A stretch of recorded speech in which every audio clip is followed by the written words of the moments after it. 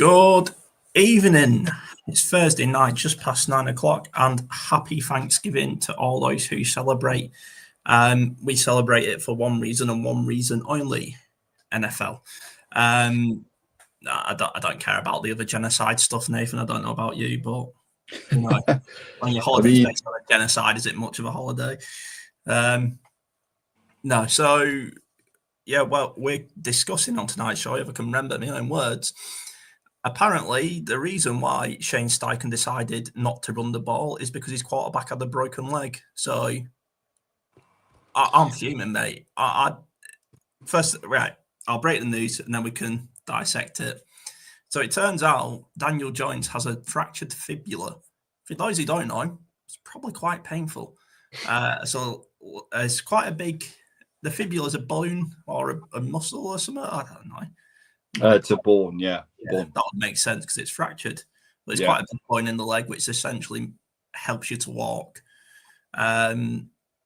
So, yeah, this news breaking starting to make things make a bit more sense with the recent accuracy issues. Well, I mean, what doesn't make sense as well is why he's making him pass so much. You can go back to the Falcons game, in Berlin. You can go to the Chiefs last week, and obviously Sunday. I think this is pretty tragic news. We're against the Texans, who have a fantastic defensive front, and we have a quarterback who, I mean, if you've seen the video, Colts fans, I'm sure you may have, of Indiana Jones practicing today. He genuinely looks like he's limping. So good luck against Will Anderson Jr. and Daniil Hunter. I mean, this must have happened late in the Chiefs game. Yeah.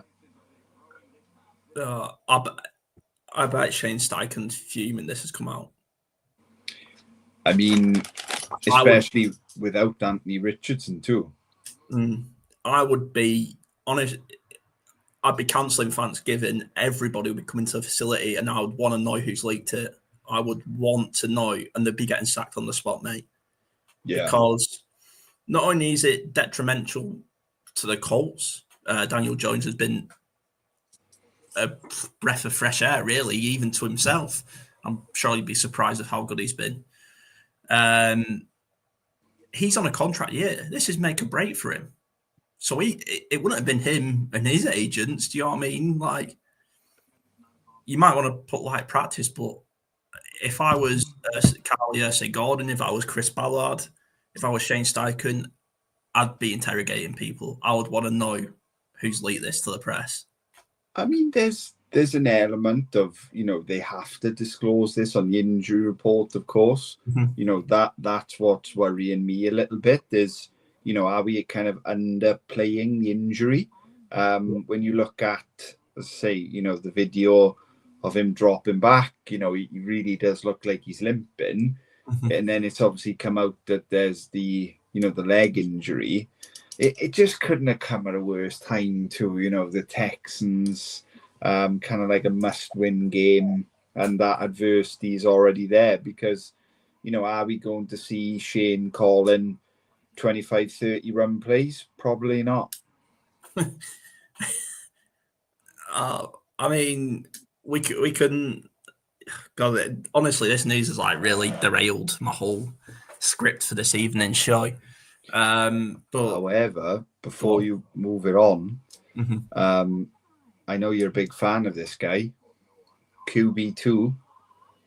I mean, if Jones can't go on Sunday, Riley Leonard's our only active quarterback right now. The master plan, just what I've been waiting for. I knew Shane Steichen was planning this all along. Ease him in nice and slow. It's next man up, right? It's heartbreaking because of how well Danny Jones has been playing, but it's next man up, and I'm more annoyed that we didn't then revert to the run game against the Chiefs. Just hand it off 30 times. Do you know what I mean? Like, Yeah. Or go, you weigh it up in your head, right? You go, the Texans is the more important game. It's the divisional game. Like, we sweep the Texans, we've won the AFC South if we sweep the Texans, I would say. I would have pulled Daniel Jones at the Chiefs game. I know. Oh, that's a bold strategy, mate. It is, but I think you've got to weigh up. The biggest threat to the Colts right now is not winning the AFC South again. And I don't, it's easy to say when we're not actually making the choice, isn't it? But, man, it just makes sense now. That the 3-and-out where he just missed, or he whiffed to Josh Downs, just missed him. I was like, now I look back on it, it makes sense. But yeah. Go on. No, I just think, I really hope, you mentioned, running a game and kind of supporting Dan that way. I mean, for me, we've got to see the ball coming out quicker now. We have to see that kind of supportive system that kind of we've seen with Shane sometimes over the last few years, especially with Gardner. Kind of let's go back to Gardner. I know it's not going to be pretty, but we don't need it to be when we've got, RB1 of the league right now. We just need Dan to be moving the chains. And, I'm sure Taylor's already saying in our locker room, this game's for me to win, Yeah. And I'm sure he will, if we can protect him. But yeah, we won't dwell on it too much. I'll let you move the show on. Try to. Just a quick update for those watching. The current score between the Lions and the Green Bay Packers is 24-31 to the Green Bay Packers. The Packers currently have a 4th and 3rd on the Detroit 45 with 1:54 left to go. And they just had a delay of game penalty. So they're now going to be 4th and 5. LaFleur took a timeout. So, yeah, 4th and 3 still. 4th and 3, there we go. So that's the Thanksgiving game currently going on. But anyway, so there I was trying to forget about last week, and it just feels like such an opportunity missed. And I don't know, because I don't feel bad about the loss. It was just an annoying way to lose, if that makes sense. I don't know. I very much feel sick about it still. I've been pretty quiet on the kind of talk in American football front this week. I think it was an opportunity to kind of silence a lot of people, in a sense of, media, doubters, kind of, are the Colts for real, whatever. And I don't know, it felt like a great opportunity to do that. Opportunity squandered, especially on such a big front. Those 3-and-outs were just painful to watch. And, you kind of expect Mahomes and the Chiefs to be inevitable. But I think when you 3-and-out 3 times in the second half, you make it inevitable for yourself. And yeah, I mean, I hate to be negative, but it's made me very fearful that we might not win the South like we thought we would at the beginning of the year. We've got to play the Texans twice and the Jags twice. And you just can't play the way we did on Sunday. It's just inexcusable. When it counts. And it would just be the most Colts thing to fuck it up from this point. We're used to it anyway. What else is new? The Colts missing out on the playoffs by 1 game. No, we're not losing. We're not losing. What are we on now? We're 8-3. 8-3, yeah. We're not losing 6 games in a row. The floor's too good for this team to lose 6 games. I don't necessarily think we would. I'm not entirely convinced. Like this week for me now is the game that'll convince me. Are we for real, and are we going to actually take this division by the scruff and win it, or are we going to hear it's got to be better and it starts with me over and over again on Sunday? Let's see. So the Texans coming up at Lucas Oil Stadium, a big rivalry game, Derby week, I suppose you could say if you was English. We don't like them, they don't like us. And they don't like us because they play in the T.Y. Hilton Stadium, whereas we play in Lucas Oil Stadium. We 0-1 as well, mate. We 0-1. They've got a current 3-game win streak over us. And it just feels like every time they beat us, it just ruins our season. So I hope the leg injury isn't as bad. If he's still limping around, then what's the difference between that and Joe Flacco, right? But hey, Joe Burrow's back this week. We could get Flacco back. I'd take Tom Shane. No, but key battles then. I had a whole section for key battles planned out. Obviously, this news changes everything, and DeMarco Ryan. DeMarco? Yeah. D'Amico, yeah. D'Amico, that's it. Sorry. DeMarco Ryan will be licking his lips as he has one of the best defenses in the NFL, ready and going. I feel they might have played their final last week, the Texans. Do you know the saying? I'm murdering the saying. I'm botching it completely. But it's like when you've already played your final. I think that could have been them last week against the Bills. And they might be wandering into this a bit, thinking they've got the win wrapped up. If that makes sense. Yeah, I think it's. I think that's a really interesting way to look at it because, of course, Davis Mills was in at quarterback and looks entirely at home there. He's looked steady. He's looked, I would say very much an advanced backup. But I guess, when you've got Nico Collins, you kind of get out of anything. Nico Collins is one of my favorite players in the league, and also one of my probably favorite players in the AFC South. I would take him as a Colt any day. I think what's really interesting in terms of maybe branding the game is the controversy. If CJ comes in and struggles, do they bench him for Mills? I mean, players would start asking questions, wouldn't they? Of course. I mean, it's a 3. Did you see that locker room last week? Pretty viral video of the Texans celebrating, and the camera kind of pans to CJ.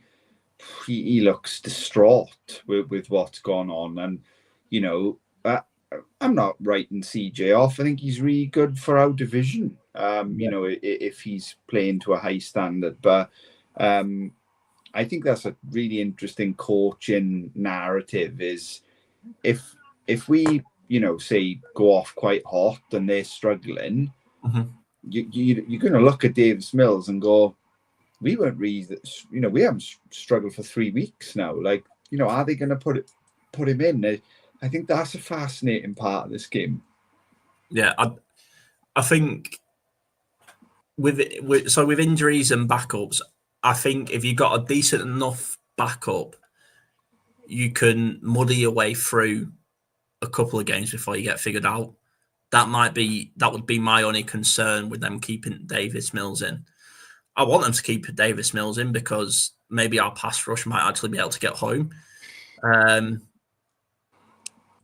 But I didn't think so. On CJ Stroud, I didn't think Anthony Richardson was as far away from CJ Stroud as the media made out.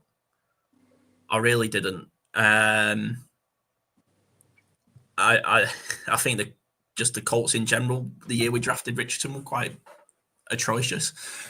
Obviously, people like to point out with Richardson his accuracy.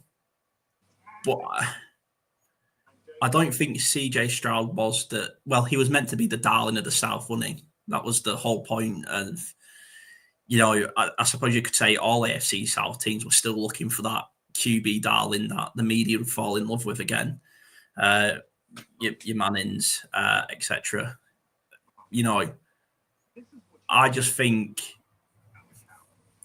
if they now go back to CJ Stroud, they've got one or two choices, really, haven't they?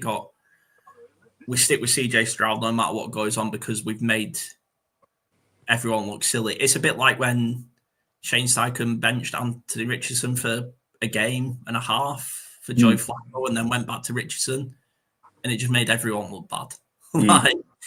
So I think it's interesting. Can you manage, as a manager, can you manage, egos and bruised egos? Like, D'Amico Ryans, does he go, listen, CJ, you're a big part of the future of this football club. You're still learning, you're still young, but the best chances with Davis Mills for us to get in the playoffs right now. Or, if you then drop Davis Mills, he's going to go, well, what the fuck have I got to do to start? So it's a tricky one. I personally, this is an all or nothing game and you want your best 11 on the field essentially. And that for me is probably CJ Stroud ceiling wise. Oh, of course. I mean, I think I can see where you're going with the comparison, but I think for me, CJ came into the league as a way more, polished, kind of ready. Was he? He was 24.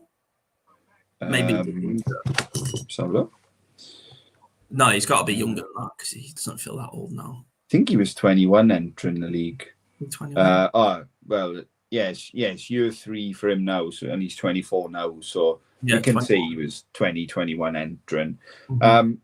Way more polished passer. Obviously comes from Ohio State, had a lot of help at Ohio State, kind of had that Jackson Smith and Jigba class, the Marv class. No, Marv class was here, there wasn't it?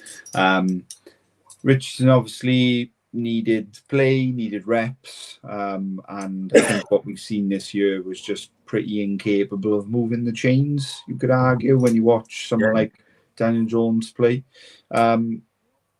No, I just think it's interesting that it's a kind of interesting thing, and I'm probably overthinking it. Why in the world would you sit CJ Stroud on the bench? But football's a funny sport sometimes, and when you've got the momentum, when you've got the momentum, when you've got when things are moving under a quarterback, why would you change it? But we'll see. What other sort of key battles have you picked out then? Because I've definitely got one. Rick, you go ahead, mate. You go on and I'll go. So I thought our defense played really well against Kansas City. Obviously, we kind of touched on it loosely on Monday. If your defense is on the field for like 27 minutes of a half, they're going to be tired. They're going to be making mistakes. That's absolutely normal. I think that Sauce Gardner and Javarius Ward did a fantastic job of neutralizing Kansas City's threats. I think until Rice had that bust up the middle, he was on something like 2 catches for 27 yards going into the third quarter, and Mahomes really wasn't going Sauce's way at all. We just did not see Sauce really on our TV screens. So I absolutely can't wait for Sauce Gardner versus Nico Collins on Sunday. Absolutely, it's going to be cinema. I definitely, they move Nico around a bit, so I can see Ward and Sauce getting their fair share with him. But CJ's coming back. There's going to be a bit of rust off the injury. We really need to make it difficult, and that starts with neutralizing Nico. Yeah, I mean, Rashee Rice got free because we just went to zone one too many times. Yeah.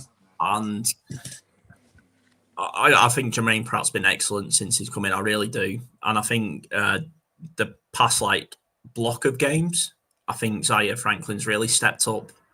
And, now he's got a competent linebacker next to him, somebody who's a bit more of a veteran, a bit more of an old head, you'd say, a wise guy.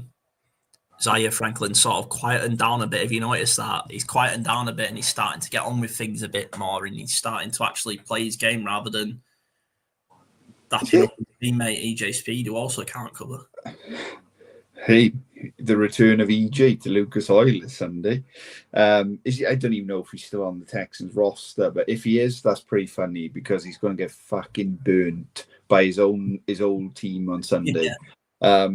I thought it was really interesting with Pratt, and I think you make a good point. Pratt is someone who comes over, really knows the system, has great familiarity with the system. Obviously, was a kind of chosen leader by Lou in Cincinnati. But a very random little tidbit stat for you from the weekend. We are big fans of Daniel Jeremiah on this show. I am a huge fan of his, draft day. Everybody loves listening to Dan. Dan Jeremiah called Pratt's tape on the weekend the best of the weekend. Wow. I thought it was pretty random recognition for a Colts player. Yeah. And if there's one thing DJ knows, it's good tape. So I just thought I'd mention that tonight. Yeah, no, I thought, strangely, the linebackers have been good recently. And I do say that strangely. I like Sauce Gardner, man.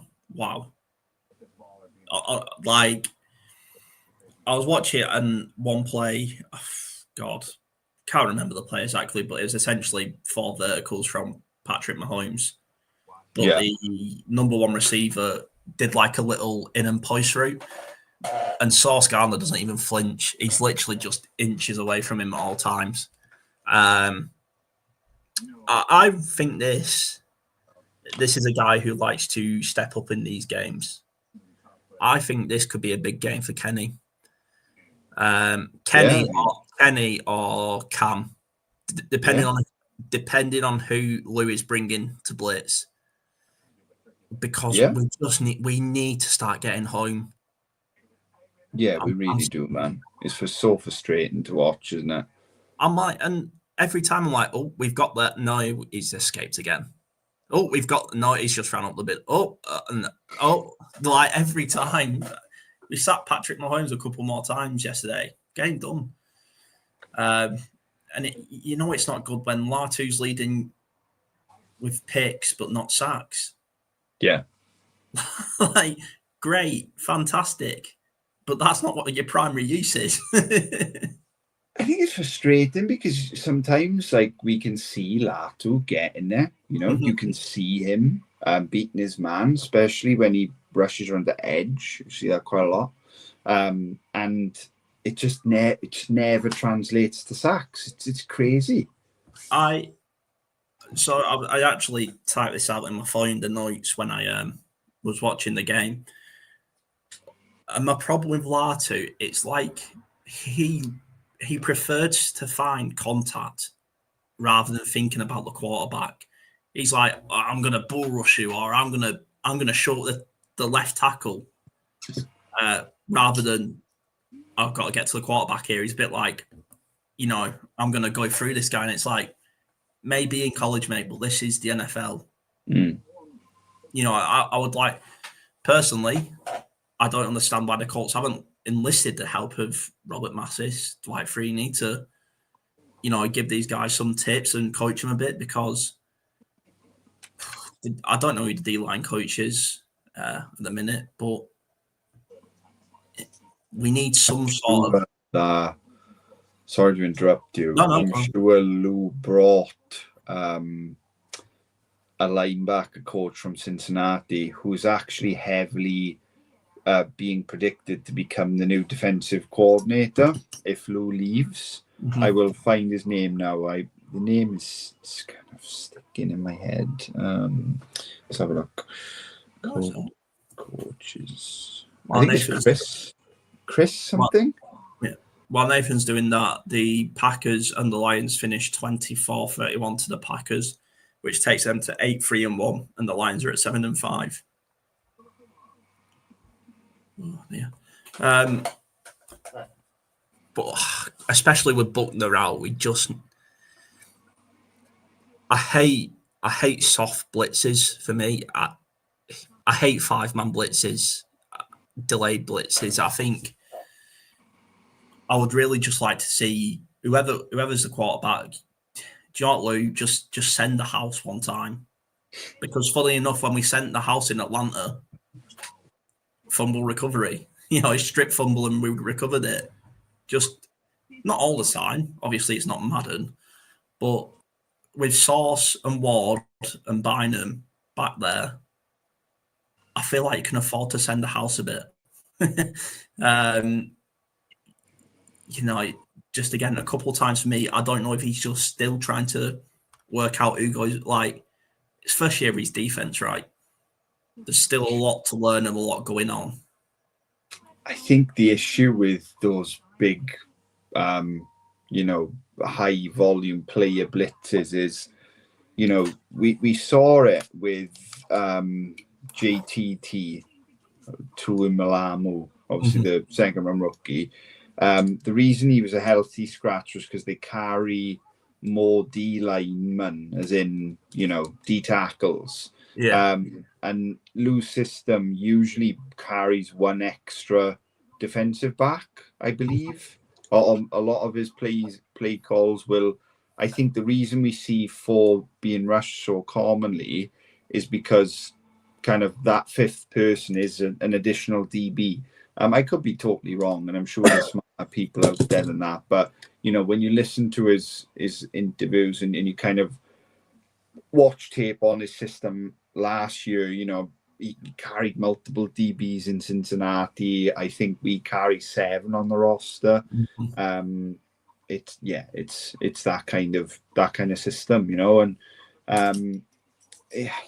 sometimes it is frustrating just watching 4 being rushed continually, especially against someone like Steve Spagnuolo, where he had our O-line on pins all night, with the blitzers. It was crazy. Gonzalez got a big welcome to big time D-line play on Sunday. Yeah. Look, I mean, that's just the eliteness of Spagnuolo, though. My key battles this weekend. The first one is the trenches. Oh, my phone. The first one is the trenches, and I think that's quite simply if Daniel Jones is injured and we need to run a lot more, we need to start going back to 13 personnel.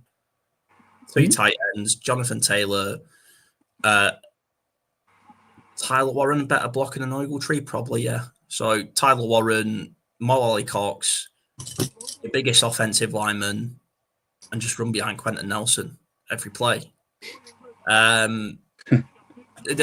It sounds stupid, right? But I think our O line versus their D line decides who wins this game. I do think it's a race to 20 points.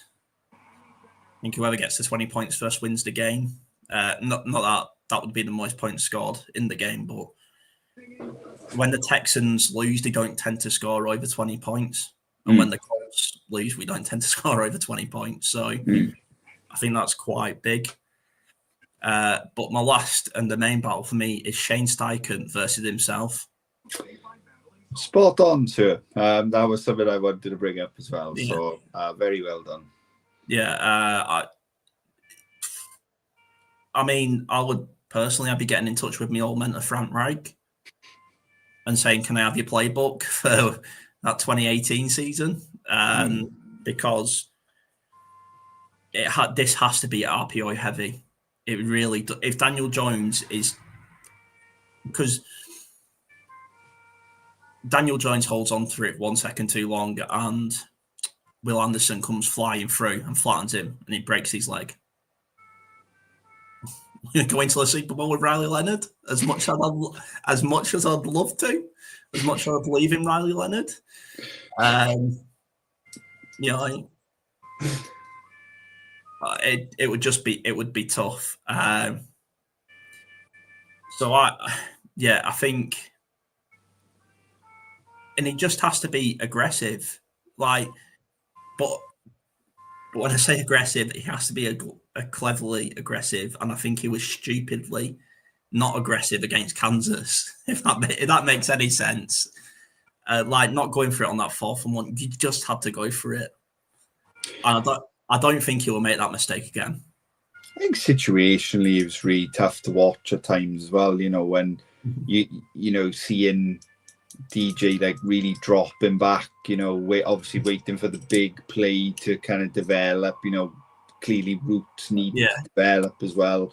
And you just think like, really, you know, when Spags is kind of controlling us the way he is, like, you know, what happened to some quick slants, some quick crosses, some quick meshes, you know, just this to help Dan out a little bit.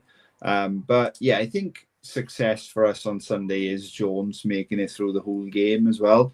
You know, I think as much as we'd all root for Riley Leonard if he came on the field, I mean, coming on for your debut against this Texans defense, that's going to be an ugly watch. Ugly watch for Colts fans. You mean for Texans fans? Come on. I believe Riley Leonard. The name Leonard has done the Colts well over the past years. Very true. 53. Yeah. Yeah, I'm annoyed Jason Bean might eventually get a call up if he's got into but no, I mean, should we do score predictions and then our little Thanksgiving game that we got? Yeah, absolutely, man. So Robbie's score prediction was 52-6 to the Colts. It's weirdly optimistic for our friend Robbie there. Even for me. Saying that was before this news, so that might have changed a little bit. Do you want to go first? Yeah, I think this game's going to be 24-21. And it's going to be decided in a 4th quarter field goal. I think it's going to be quite old-fashioned. It's going to be gritty, and it's absolutely going to be won in the trenches. And I am going to bet on Jonathan Taylor. I'm going to predict the Colts win 24-21, purely because I think this game is so set up for Taylor himself to bounce back, and Shane Steichen to bounce back from a play calling point of view. I want to overreact here as well. I'm happy to be clipped or whatever. I think if this game goes tragically from a play calling point of view again, there's got to be bigger questions asked on, you know, why can't he kind of call situational football, especially when you've got a quarterback with an injured leg. It does not take a genius or, you know, high football IQ to run the fucking ball. No, like over to you, sir. Yeah, I mean, our motto is run the damn ball. Like, yeah, the Colts play smash mouth football. That's what we're good for. We've got one in from Ed too. Go on, Johnny, give Ed's. Yeah, wishing Ed a quick recovery. Couldn't join us tonight. Ed's gone Colts 30, Texans 18. So points galore in Ed's prediction. I think, like I say, this is a race to 20 points for me. And I do think, although they've had a bit of a mini bye week, the Texans, technically, I think they might be too high. I think the Colts win this. You know, the famous saying is win your home games, win your divisional games, and then win your away games. So if we can win a home divisional game, I just want to, if we go 3-1 in our divisional games, we're in the playoffs. I don't see you've got to think so with the 4 we've got left, you know, you have to think that. Yeah. I think I just think if we win 3 out of 4. And I think look out for pedal to the metal Shane Steichen. I think he'll be fuming with what happened last week. So I think we can expect a fast start, a bit like what we saw at the start of the season. Fast start, let's put these to bed and let's not mess around.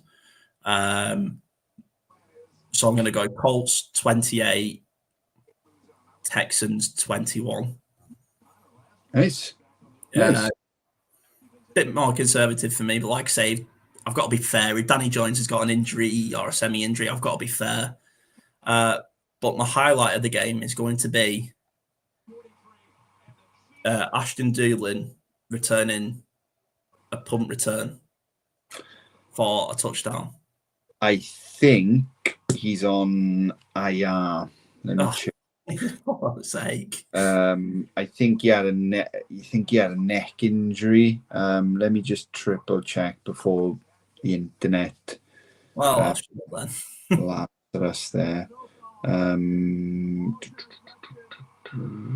So look.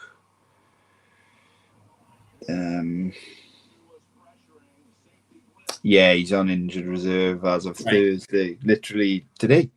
Placed on injured reserve today. Tuesday, but I can't read. Tuesday, he was placed on IR. Glad we traded AD Mitchell. Only joking. Okay, I'll change my prediction for a key highlight play. My key highlight play then is Alec Pierce to get his second touchdown off a 70-yard bomb. There we go. Yeah. I also think as well, before we move on to the game, I bet I could give you 10 guesses at this player and you probably wouldn't pick him. I think a player who could have a sneaky good game on Sunday is Amir Abdullah. If we're running the ball, Taylor can't take every snap. He's going to need to rest. Abdullah's proved that he can get some hard yards when we need it. I really think we could see, Kansas have scored. I looked up and saw an interception, and I looked up and saw a touchdown. Kansas is 7-0 up for anyone who's not watching Thanksgiving games.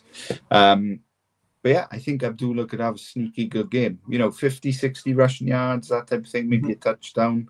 But help move the change when Taylor's having some oxygen and Gatorade. I know who will be watching the Chiefs game. Tony Romo. He's probably on commentary, isn't he? He actually is, yeah. Right. It's Romo Nance, yeah. So, because it's Thanksgiving, I decided to make a little game for Nathan, and going forward, we're going to try and do more stuff like this just so you guys can get involved. It's a bit more fun, and it's just a good laugh, and what you win is nothing but bragging rights over your other co-host, Ed and Robbie, when they play a game. So this is called, the games will be different every time, by the way, but this is called Why Is This Moment Viral?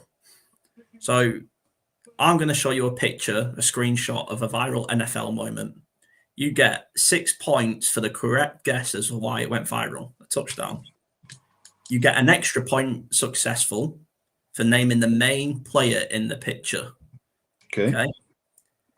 If you also guessed the other main player in that situation, because there's always two players, you get a 2-point attempt successful. So you could be getting, if I could do maths, 9 points off one.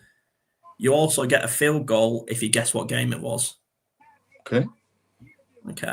So and is this Colts or is this like league? No, this is full NFL moment. Okay, wonderful. Let's see how good or bad this goes. Do you want to start off easy or do you want to end easy? How do you want your schedule to be? I want a Colts schedule, easy to hard, please. Okay, so your first moment, easy to hard. Why did this moment go viral?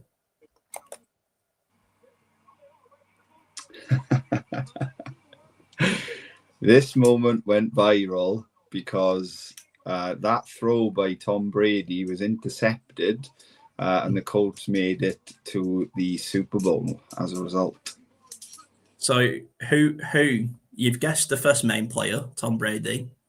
Who's the second main player who got the pick? Fuck. I'm blanking on this. So you got 9 points. You got 10 points, an extra 2 points if you guess who picked it. I don't know why I'm going blank. It's the pressure of competing against the boys, I think. I can't think. I think I'm going to blank out on most of these, to be honest. That's okay. The main player who picked the ball and sent the Colts to the Super Bowl was Marlon Jackson. Oh, yes, of course, yeah. Of course. I obviously can't show the clips because we just get straight up copyrighted. Yeah. But it was well known for its viral commentary of he's done it and the Colts are going to the Super Bowl. I believe that 4th and 2 or something like that, 4th and 6. I can't remember. But... It was like goal to goal. Yeah, they had to convert it. Yeah, I can't quite remember the play itself. Yeah.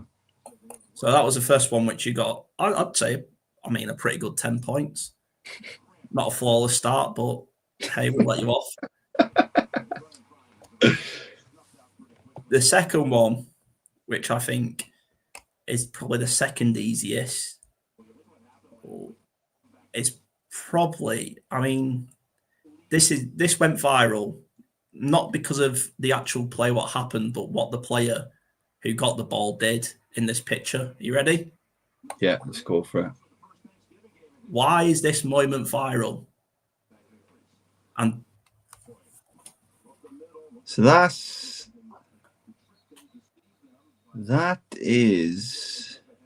bit of a hard picture, so I can give you a clue of the quarterback if you want. That's Derek Carr, right? Number 4? Or is it going back to Drew Brees time? No, wrong way. Taysom Hill? No. Number 14 Saints. He's ginger. Dalton? Yeah. Is it Andy Dalton? That's Andy Dalton. Like I say, that the main reason this went viral is what the intercepting player did.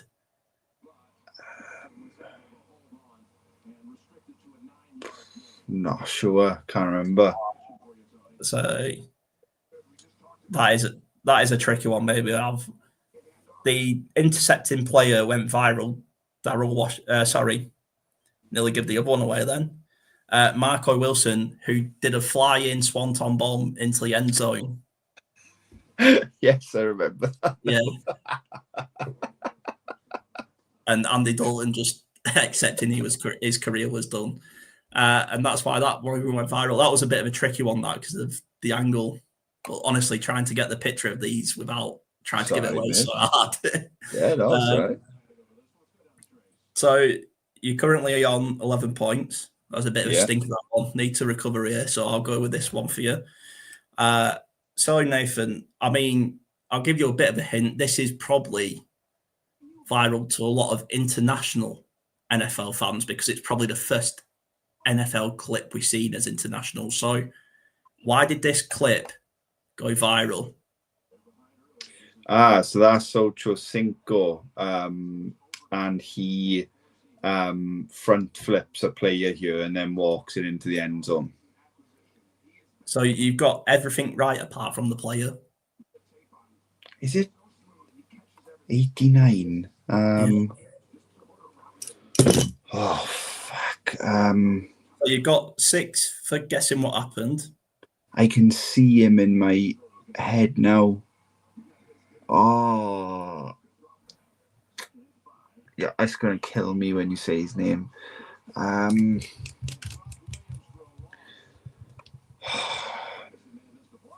Go on. Put me on my misery. I can't think. Is this going to kill me? I can see his face in my head.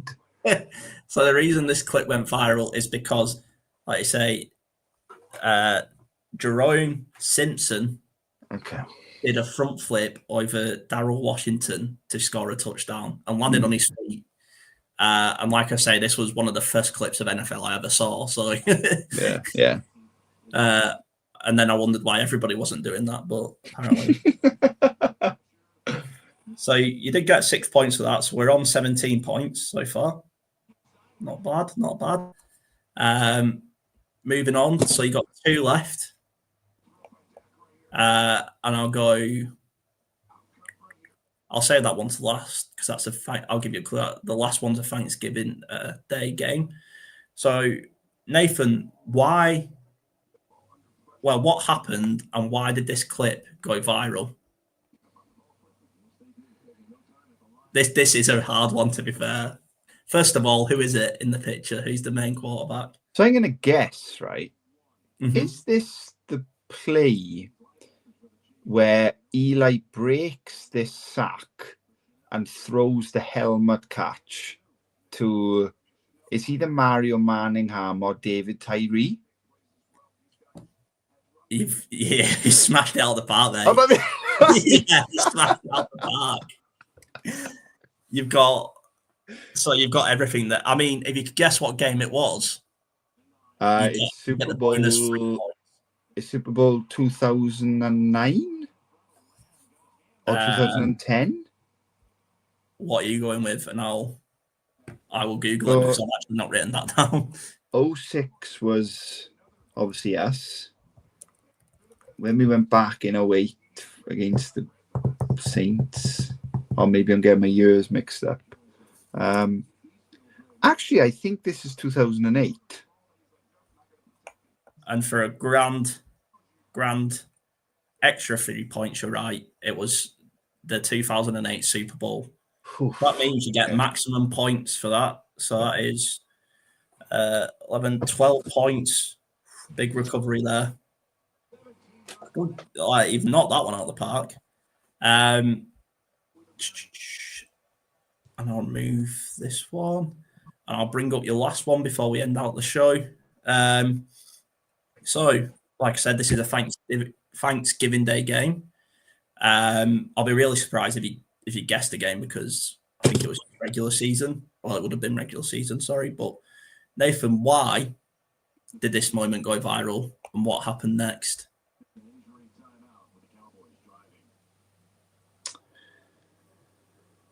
Oh, I know this. I literally know everything about this. I'm just blanking on his fucking name. Can you remember what happened? Yes, so it involves his butt. It's a very famous moment in NFL and Jets history. The quarterback was recently replaced by Drew Brees in the broadcast booth that was announced this week. Why am I blanking on this guy's name?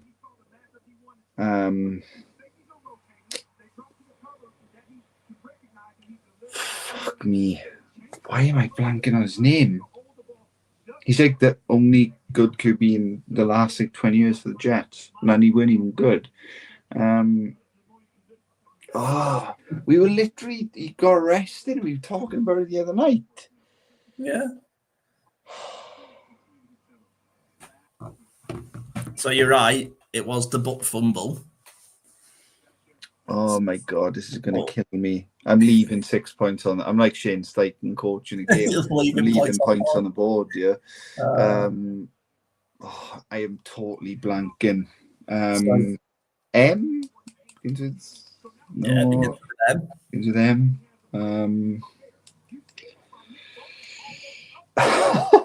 How long have I got? I'll give you a 30-second countdown. Why can't I think of this name? He was arrested in Indianapolis as well. I'm fully blanking on it. Would you like the initials? Yeah, go on. M.S. is the last name. Last name S, first name M. Oh, Mark Sanchez. He's got it. So that's 7 points.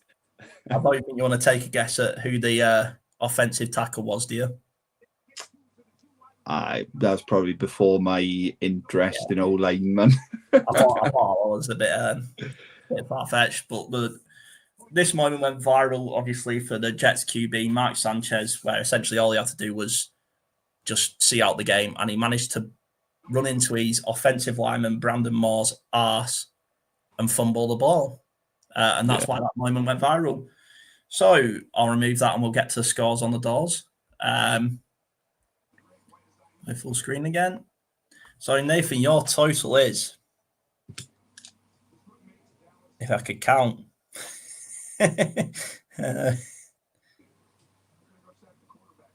so it was on 29 points going into that round, and then I got 7. I got 7, so 36. 36 points. 36 points. And you know what? We have no idea if that's good or bad right now. So yeah, could be amazing, could be terrible. Yeah. Ed and Robbie, you better get revising for the next episode. For the next episode, I will have some sort of NFL trivia quiz. It might not be like that. It might be a cryptic clue, and you got to try and guess it. It might be a team game. I might just spice it up a bit. But we'll keep it short because it's Thanksgiving and everybody wants to get back to football. And I think we've covered everything we need to cover. And joining us on Monday after the Colts, led by Riley Leonard, beat the Texans 38-0. See you all later.